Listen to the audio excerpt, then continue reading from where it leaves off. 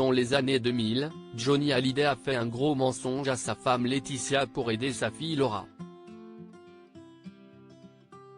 Une tromperie dévoilée par son grand ami Marc Francelet dans son livre L'Aventurier de la Ve République. Laetitia Hallyday a toujours eu des relations compliquées avec les deux grands enfants de Johnny. Bien avant la guerre d'héritage menée par David et Laura contre leur belle-mère, les tensions étaient palpables au sein du clan du regretté rocker.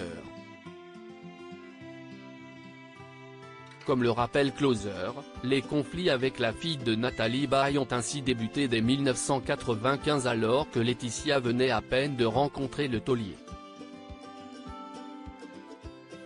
À l'époque, alors que très peu d'années les séparent, seulement 8 ans, les deux femmes se déchirent au point que le chanteur est obligé de voir sa fille adorée en cachette. Un premier mensonge à sa femme qui est bien mineur en comparaison à celui qu'il s'apprêtait à lui faire quelque temps plus tard. Dans le livre L'Aventurier de la Ve République, à paraître le 7 février, Marc Francelet, qui a été l'ami de Johnny Hallyday, a ainsi révélé que le couple avait été en désaccord en raison d'un achat immobilier. Un appartement que Jean-Philippe Smet, de son vrai nom, souhaitait offrir à Laura. Johnny Hallyday a menti à Laetitia comme le rapporte Closer. Marc Francelet a ainsi expliqué que Johnny Hallyday l'avait, à l'époque, sollicité pour trouver un logement à l'actrice, en toute discrétion. Pas question que Laetitia prenne connaissance de cet achat.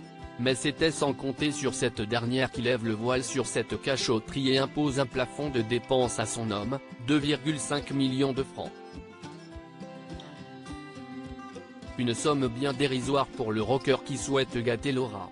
Son grand ami fait finalement rédiger un contrat de vente bidon, explique le magazine.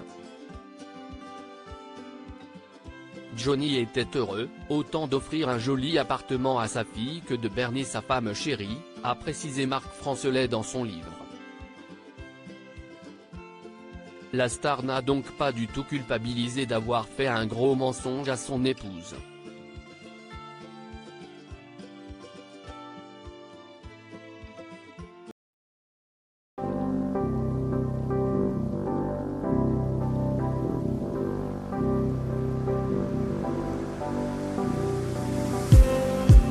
Just need